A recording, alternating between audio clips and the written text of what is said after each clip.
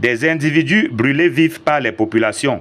La scène se déroule en plein marché à Soulé-des-Rois, dans le département du Mayo-Tchanaga. Ce jour-là, dimanche, était un jour de marché. C'est le grand marché de la localité du bourg. Et ayant été identifiés par les populations comme faisant pas partie de la localité, ils les ont assimilés soit aux bandits ou à Boko Haram. Et ils les ont donc bastonnés, ils ont ligoté et puis ils les ont calcinés. Confondus à des terroristes de Boko Haram, il s'agirait plutôt de chercheurs en service au Centre de recherche géologique et minière de Garoua.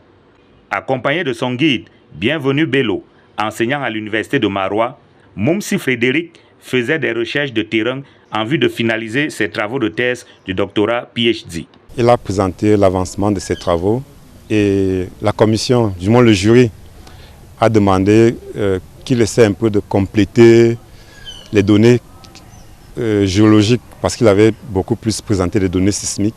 Il avait déjà fait 3 sites et il lui restait juste un dernier site, le site de Soulé-des-Rois. La scène est d'autant plus surréaliste que les infortunés n'y allaient pas pour la première fois.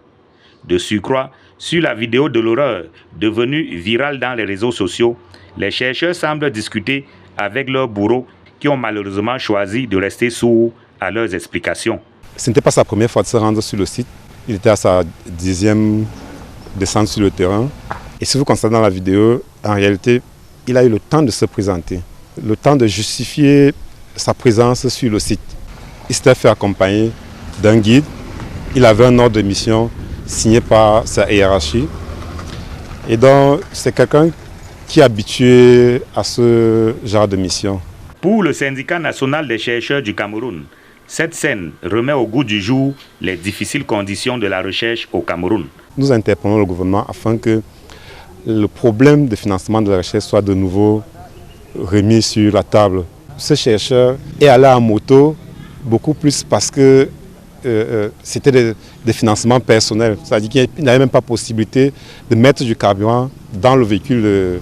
Il en est du financement de la recherche comme de la sécurité des chercheurs, des problématiques sur lesquelles le SINAC interpelle les pouvoirs publics.